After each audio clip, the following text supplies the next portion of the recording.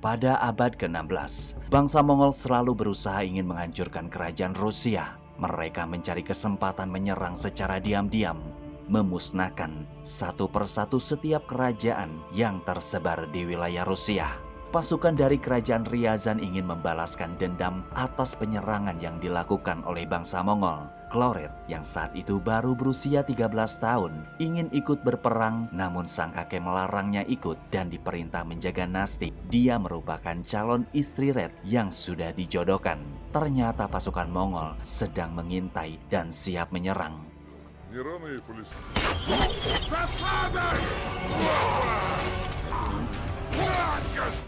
Red menyuruh Nasti pergi, kemudian ia nekat ingin membantu sang kakek hingga keduanya terkepung. Panglima Mongol melempar semacam bola besi tali menghantam keras mengenai kepala Red. 13 tahun berlalu, Red terbangun dalam kondisi terikat. Nasti terpaksa melakukan hal itu karena ia telah mengalami gangguan terhadap ingatannya. Ia akan berontak dan kebingungan. Setiap bangun tidur, memorinya akan kembali kepada masa di mana ia dilempar bola besi oleh si Panglima Mongol. Nasti sangat berperan penting mengembalikan ingatannya ke masa sekarang, termasuk profesi yang sedang dijalani Red adalah mengajari prajurit berperang, dan itu harus diingatkan Nasti setiap harinya. Lalu ada Karkun, ia sahabat Red yang setia dan selalu standby mengajaknya berkegiatan di luar, dan ia pun harus mengulang kalimat yang sama setiap awal perjumpaan mereka. Meskipun begitu, tidak ada seorang pun yang berani menyepelekan kemampuan Red dalam memainkan pedang, apalagi ia terkenal dengan kehebatan dua pedangnya. Setelah sampai di istana, ia bertemu dengan Pangeran Yuri yang sedang memantau kedatangan orang asing. Ternyata selain jago pedang, Red pun memiliki insting kuat hingga pangeran selalu meminta pendapatnya. Red menyuruh pangeran menahan tembakan, dan setelah pasukan asing mendekati istana, ternyata itu adalah Pangeran Barjansky dari Inggris bertujuan untuk melakukan pembaptisan. Red melaksanakan tugasnya mengajarkan para prajurit teknik perang. Ia memiliki buku kamus sebagai alat pengingat. Fyodor, yang merupakan anak laki-laki pangeran pun ikut melakukan hal yang selalu diulang setiap harinya demi mengembalikan ingatan Red.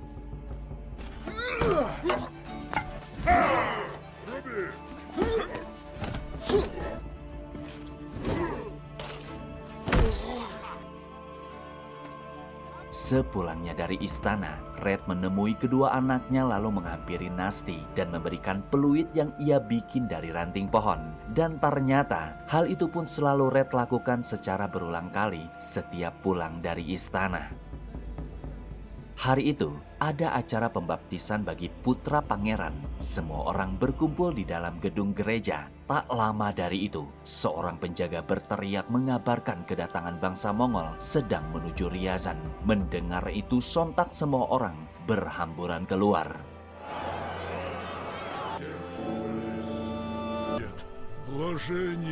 Lautan manusia dari bangsa Mongol berkumpul tepat di depan istana kerajaan. Masyarakat panik memaksa ingin keluar dari sana. Semua penjaga diperketat dan tidak ada seorang pun yang boleh meninggalkan komplek Ryazan. Pangeran mengumpulkan para pejabat untuk mencari solusi dalam upaya menghadapi pengepungan bangsa Mongol. Mengingat pasukannya terlalu banyak dan mustahil melakukan perlawanan, maka semua sepakat akan membayar upeti besar demi meredam amarah musuh. Kemudian pangeran memilih beberapa utusan untuk pergi bernegosiasi. Red awalnya sembunyi di balik tiang. Kemudian dia menghilang karena takut diikut sertakan ke dalam misi tersebut. Kemudian ia bertemu dengan seorang pedagang bernama Vidar, memaksa Red agar membantunya membukakan pintu gerbang. Sayangnya, Red tidak dapat menolong sedikit pun. Sesampainya di rumah, tahu-tahu Pangeran Yuri sudah berada di sana. Ia menyuruh Red bersiap-siap pergi karena akan diikut sertakan menjadi tim negosiator dengan bangsa Mongol. Mendengar itu Red menolak karena sakit di kepalanya mulai kambuh. Namun Pangeran tetap memohon bantuan sebab ia tidak bisa menaruh kepercayaan kepada siapapun terkecuali hanya kepada Red. Tiba-tiba Nasti datang bersujud memohon kepada pangeran agar tidak menyuruh suaminya pergi. Melihat itu Red marah dan menyeret Nasti keluar. Kemudian pangeran pamit pergi, barulah Red menyetujui permintaannya.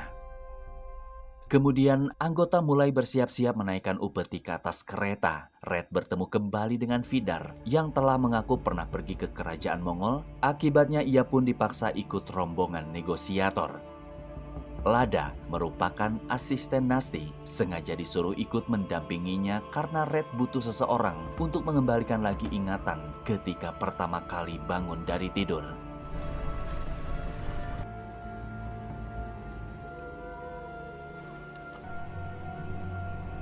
Mereka pun akhirnya pergi meninggalkan kerajaan menuju kediaman bangsa Mongol.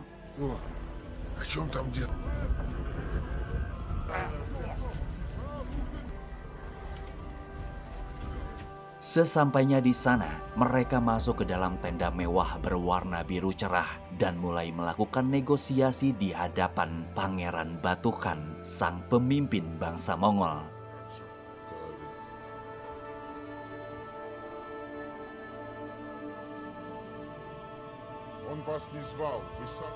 Awalnya semua baik-baik saja, namun Upeti tidak cukup membayar perdamaian. Ia ingin semua panglima bersujud di hadapan Khan. Mendengar itu, Fyodor dengan tegas menolak permintaan Pangeran Khan. Situasi semakin memanas. Red mengambil kendali berusaha meluruskan ucapan Fyodor yang dapat menyulut kemarahan Batukan. Terpaksa ia mengungkapkan kata menyerah. Kemudian Red disuruh ke depan dan diberi kalung berisi surat perlindungan sehingga bangsa Mongol tidak bisa menyentuh dan membunuhnya selama mengenakan kalung tersebut.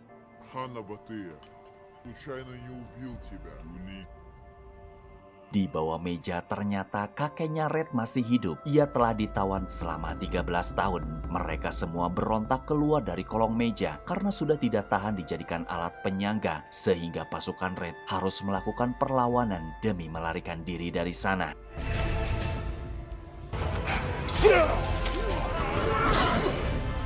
Sayangnya di tengah pertempuran, Fyodor kena panah. Ia memilih menghalau mereka dan menyuruh Red pergi, lalu diamanati menjaga Pangeran Yuri beserta kerajaan Ryazan hingga akhirnya ia harus mengorbankan diri, tewas di tangan bangsa Mongol.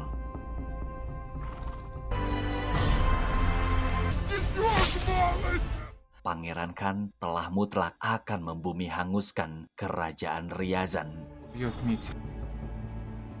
Seluruh pasukan terjebak di tengah badai salju. Mereka terus berjuang melarikan diri dari kejaran musuh.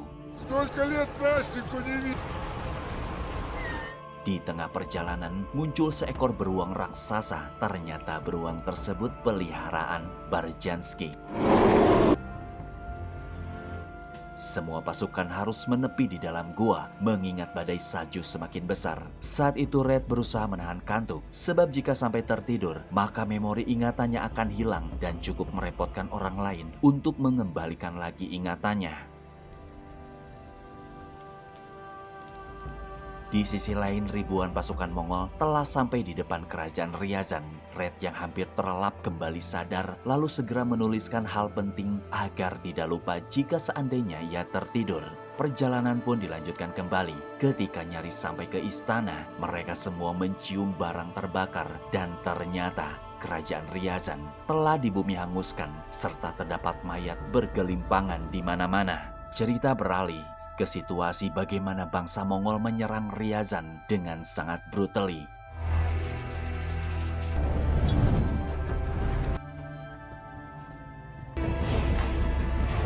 Kedua tangan Pangeran Yuri diikat. Sang putri nekat menolong ayahnya. Dari arah belakang, ia ditebas pedang sampai tewas. Lalu pangeran diberendel lesatan panah. Sedangkan ratu yang kala itu baru melahirkan seorang bayi, lari menuju benteng, kemudian menjatuhkan dirinya ke bawah. Red menghampiri rumahnya yang telah hangus. Ia menemui peluit sang istri, kemudian membayangkan bagaimana Nasti bersama kedua anaknya tewas terbakar. Semua pasukan membunyikan loncengnya agar warga yang masih selamat dapat keluar dari tempat persembunyian. Sayangnya, suara lonceng tersebut malah mengundang kembali pasukan Mongol datang menyerang.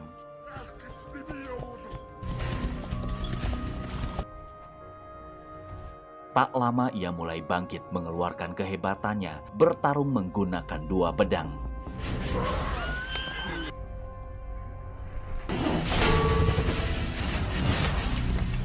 Setelah berhasil melumpuhkan lawan, barulah semua pasukan dan warga keluar ikut menghabisi sisa tentara Mongol. Namun setelah itu semua orang yang berhasil selamat kebingungan bagaimana mereka harus melanjutkan hidup. Red tidak mau tinggal diam. Ia nyoba berdiskusi bagaimana cara mendapatkan bantuan dari kerajaan lain. Maka diutuslah 3 orang untuk menemui kerajaan Vladimir, Koloma, dan Murom. Sedangkan sebagian warga sementara waktu bersembunyi di dalam gua-gua terdekat. Red bersama pasukan lain akan memantau pergerakan tentara Mongol selama ketiga orang utusan pergi meminta bantuan. Saat itu Vidal memiliki ide meracik ramuan racun dari akar pohon. Semua tim bekerja sama, kemudian menumpahkan cairan racunnya ke dalam saluran air dekat markas tentara Mongol. Berselang waktu, nampaknya misi mereka berhasil meracuni pasukan Mongol hingga mereka muntah-muntah. Red menyobek sedikit kertas dari dalam tabung yang tempo hari diberikan oleh Pangeran Khan. Ia tempelkan ke dalam busur panah, bertujuan ingin memancing tentara Mongol naik ke atas gunung.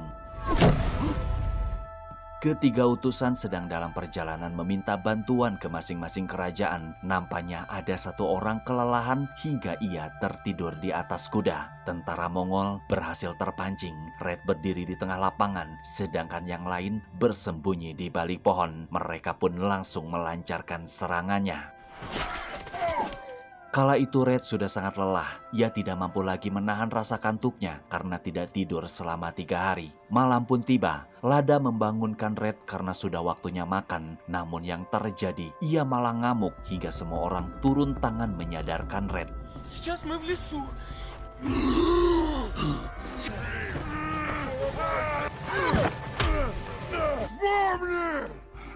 Untungnya tidak butuh waktu lama, ia berhasil disadarkan.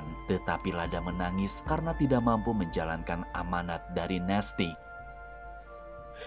Di sisi lain, salah satu utusan telah sampai di kerajaan Vladimir. Ia menyampaikan tentang serangan dari bangsa Mongol. Awalnya Vladimir bersiap-siap mengirimkan bantuan pasukan. Namun setelah mengetahui yang tersisa dari kerajaan Ryazan hanya sekitar 20 orang panglima perang, ia urungkan niatnya dan tidak jadi menolong. Si utusan pun langsung diusir dari kerajaan Vladimir. Lalu, utusan yang kedua sudah berada di kerajaan Koloma. Ia pun mengalami hal yang sama. Sang pangeran tidak ingin memberi bala bantuan tentara, namun ia hanya bisa menolong dengan memberikannya beberapa kuda. Sedangkan utusan ketiga ia masih tertidur, sehingga membuat kudanya tersesat dan malah masuk ke jalur di mana pasukan Mongol berada. Di malam hari, Red bersama beberapa anggota menyelinap ke dalam markas musuh. Dikarenakan bangsa Mongol mempercayai adanya hantu, mereka ditakut-takuti dengan kostum menyeramkan. Kemudian meluncurkan ratusan bola api ke arah markas, membuat musuh kalang kabut. Ditambah sebagian prajurit Mongol percaya bahwa yang menyerang mereka adalah roh-roh hutan jahat.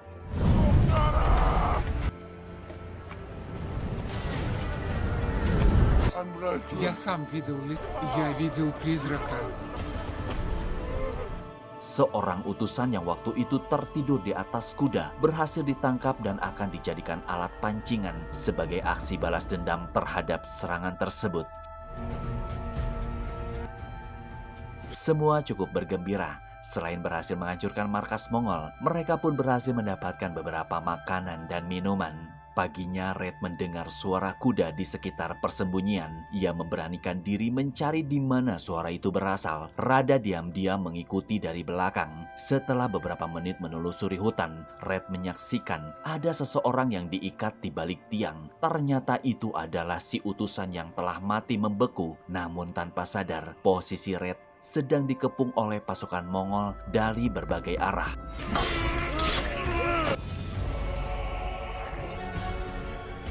Di sana ada si panglima Mongol yang akan melemparkan bola besi ke arah Red, namun tidak semudah itu. Dia mampu membaca pergerakan serangannya.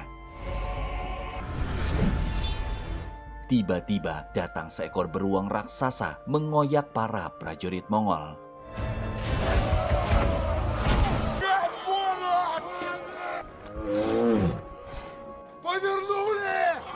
Mereka Ia ketar-ketir langsung kabur meninggalkan medan. Si Panglima kena mental sewaktu melaporkan kegagalannya dan berpikir bahwa badai salju seolah melindungi Red dan dibantu beruang raksasa dengan kekuatan roh yang sangat besar. Mendengar itu, Pangeran Khan tidak percaya semua omongan si Panglima dan diperintah untuk menyembuhkan mental para prajurit dari hal-hal goib dan bersiap menyerang balik musuh tanpa ampun.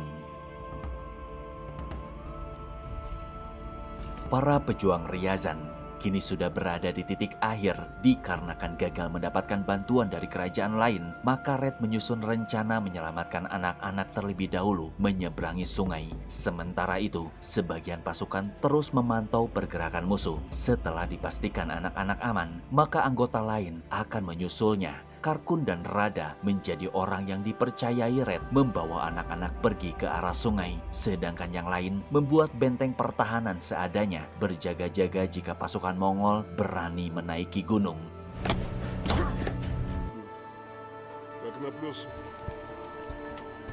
Berjam-jam lamanya, mereka menunggu dengan kondisi yang kedinginan, tubuh yang nyaris membeku, dan fisik yang mulai melemah.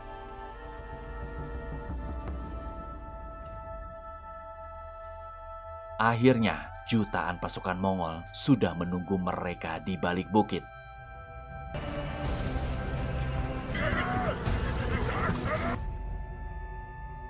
Pangeran Khan sengaja mengirimkan sebagian demi sebagian pasukan naik ke atas bukit. Red bersama yang lain akan menghalau ribuan tentara Mongol demi memastikan Karkun sudah benar-benar membawa anak-anak pergi menjauh menyeberangi sungai.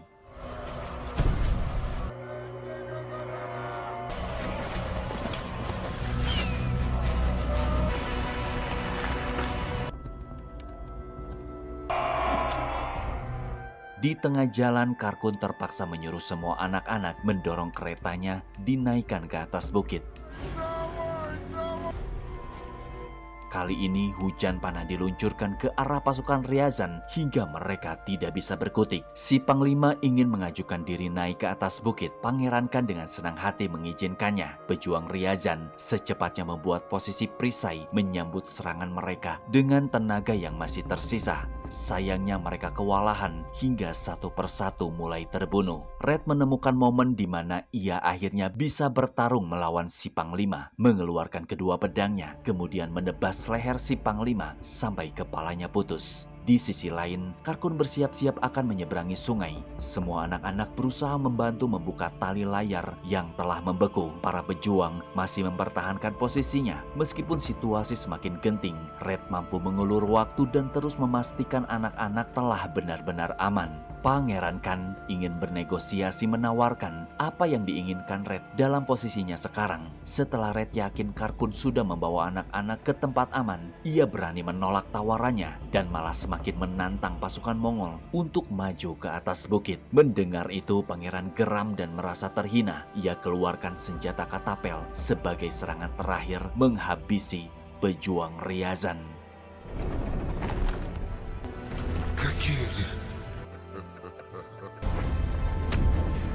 Red bahagia dengan munculnya matahari dapat mengiringi kepergian anak-anak mengarungi sungai yang mulai mencair. Ia sudah serahkan hidupnya terhadap kematian.